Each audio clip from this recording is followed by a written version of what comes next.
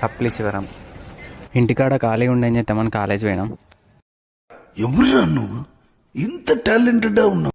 ఇక ముచ్చటేంటిదని అంటే ఖాళీ ఉండే కాలేజ్ పోలే, డాక్యుమెంటేషన్ సబ్మిట్ చేద్దామని అయితే కాలేజ్ పోయినాం. ఇక గంట సేపు మా క్లాస్ కానీ అయితే వెయిట్ చేస్తే ఇక మన వాళ్ళు అయితే వచ్చేసి ఇల్లు బుక్కులు పట్టుకొని మా శివరం ఇంటికాడ నుండి నేను మోసుకొని వచ్చిన. ఇక కాలేజీలోనైనా నువ్వన్న మొయ్య నా చేతిలో పెట్టిండు మనోడు. ఇక పెట్టినోడు పెట్టినట్టు ఉండాలనా, దాన్ని సమోసాల డబ్బా అంటాడు. అంతేగా ఏ బుక్ అయినా చూపెట్టాలి, తెలియాలి.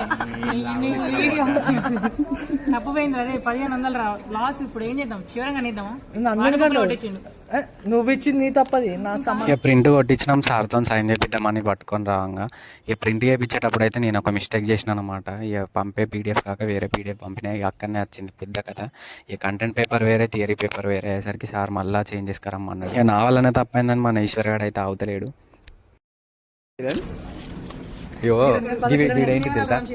కాదురా ఈశ్వర్, ఇక వీడేంటి తెలుసా, ఇవాళ కాలేకి వచ్చే రోజే ఫోన్ చేస్తాడు. ఇన్ని రోజులు చేయలే, బతికే ఉన్నాడు. ఏమండి పెడుతూ సప్లి శివరం.